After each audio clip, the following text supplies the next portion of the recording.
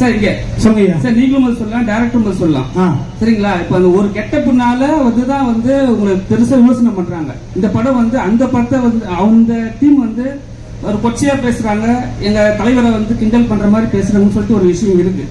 ஏன் நீங்க வந்து அந்த கெட்டப்பை தவிர்க்கல? ஏன்னா வந்து அவர் வந்து அரசியல் வந்துட்டாரு. சரிங்களா? அந்த கெட்டப் வச்சீங்களா ஏதாவது விமர்சனம் வரும்னு தெரிஞ்சு வச்சீங்களா, இல்ல ஏதாவது பிரச்சனை ஆகும்னு வச்சீங்களா? இதுக்கு ஆனா இல்லைன்னா ஆக்சுவலா இந்த லுக் டெஸ்ட் நம்ம முன்னாடியே பண்ணிட்டோம். அப்புறம் தான் சாரோட லுக். ஆக்சுவலா நானே சாரோட பெரிய ஃபேன். டான்ஸ்னா அவர் பார்த்தா நானே ஆட ஆரம்பிச்சேன். ஸோ அதுக்கும் இதுக்கும் சம்மந்தம். லுக் டெஸ்ட் என்னன்னா ஒரு 55 இயர்ஸ் ஏஜ் ஒரு 60 டுவர்ட்ஸ் போகும்போது ஆப்வியஸா கிரே இருக்கும். எல்லா ஹீரோஸும் நீங்க லிஸ்ட் எடுத்து பாத்தீங்கன்னா நேச்சுரல் விட்டுருவாங்க. ஒரு 50 வயசு வரைக்கும் தம் கட்டுவாங்க, அப்புறம் நேச்சுரலா விட்டுருவாங்க. ஸோ ஒரு ஹீரோ அந்த டைம்ல எப்படி இருப்பாரு, ஸோ அதுதான். அண்ட் ட்ரெஸ் கோடும் பாத்தீங்கன்னா ஆக்சுவலா டார்க்கர் ஷேடு நாங்க வந்து எடுத்தது வந்து ஆக்சுவலா அந்த ட்ரெண்ட், அந்த கலரு வேற மாநிலத்துல ஒரு லீடர் அந்த ட்ரெஸ் தான் போட்டிருக்காரு. அது உங்களுக்கு தெரியும்னு நினைக்கிறேன். ஸோ அதுதான் நம்ம எடுத்தோம். சத்தியமா சொல்றோம், அவர் டிஃபேம் பண்ணா, நான் திருப்பி சொல்றேன், அவர் சிங்கம், யாராலையும் டிஃபேம் பண்ண முடியாது. நிஜமாவே அது சிங்கம், அதை யாரும் டிஃபேம் பண்ண முடியாது. நான் எல்லாரும் அந்த பக்கத்துல இருந்து பார்த்துருக்கேன். அப்படி ஒரு எண்ணமும் கிடையாது, அப்படி ஒரு விஷயமும் கிடையவே கிடையாது.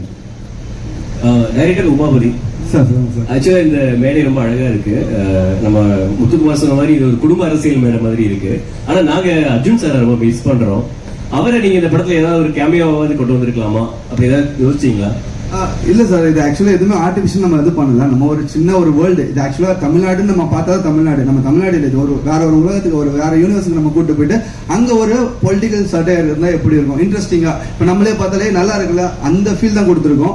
யாரையும் ஹர்ட் பண்ணணும்னா யாருக்குமே அது கிடையாது சார். அப்படி ஹர்ட் பண்ணா அது நாங்க தப்பான பர்சன்ஸ் இல்ல. இல்ல ஹர்ட் பண்றது பத்தி கேட்கல அர்ஜுன் சார். இல்ல அதுதான் சொல்றேன், அது கேமியோ தேவையில்ல. லைக் ரெக்குயர்மெண்ட் வந்து நம்மளுக்கு வந்து இந்த வேர்ல்டு, சின்ன வேர்ல்டுக்குள்ள கேரக்டர்ஸ் பண்ணணும்னு பண்ணோம். லைக் இது ஃபியூச்சர் கண்டிப்பா சான்சஸ் இருக்கு. வாழ்த்துக்கள். ஒரே ஒரு கேள்விதான்.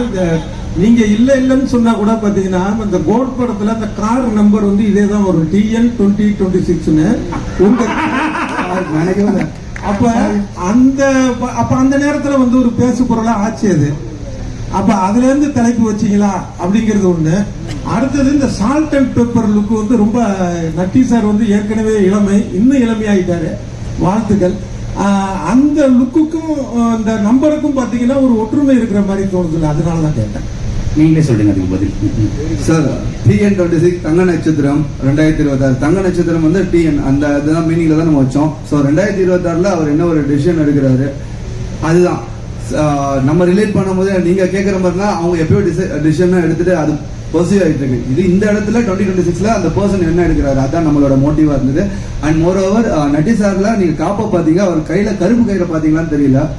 ஸோ அந்த கருப்பு கயிறுக்கு ஒரு மீனிங் இருக்கு. அது கிளைமேக்ஸ் தான் உங்களுக்கு தெரியும் சார். Thank you sir. தம்பி ராமையா சார்.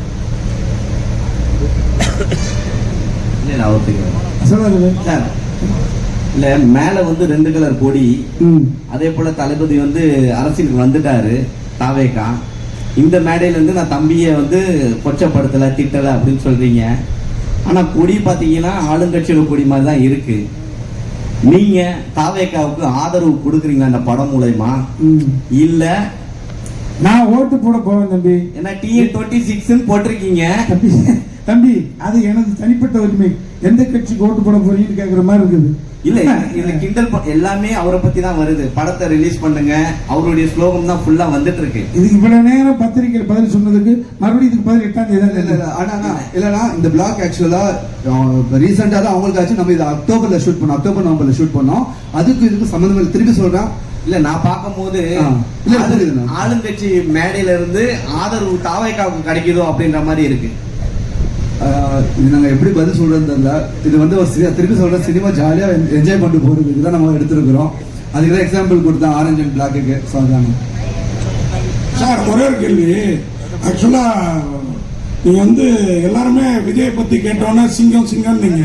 ஆனா அவர் கூட இந்த டச் அப்ல இருந்து கிட்டத்தட்ட PRO மேனேஜரா இருந்த PT செல்வகுமார் வரைக்கும் அவரை பத்தி சொல்றது வேற விதமா இருக்குது. நிஜமாவே நீங்களாம் சிங்கமா? உங்களை பார்த்து நாளைக்கு நீங்க சொன்ன சிங்கங்கிற பேரை பார்த்து ஒரு 100 ஓட்டு எக்ஸ்ட்ரா போயிடக்கூடாது. இல்லண்ணா, உண்மையாவே சிங்கம் தானா அவர். நீங்க எந்த இதுல எடுத்தீங்கன்னாலும் சரி. இப்ப அவங்க எத்தனை பேர் என்ன சொன்னாங்க, இல்ல எந்த ஹாஸ்பிட்டல்ல சொல்றீங்க சிங்கம் யாருமே நெருங்க முடியாது, அந்த ஹாஸ்பிட்டல்ல சொல்றீங்களோ? ஆனா யாரை பத்தி வேணாலும் பேசலாம்னா அது அவங்களோட கருத்து சுதந்திரம் இருக்கு.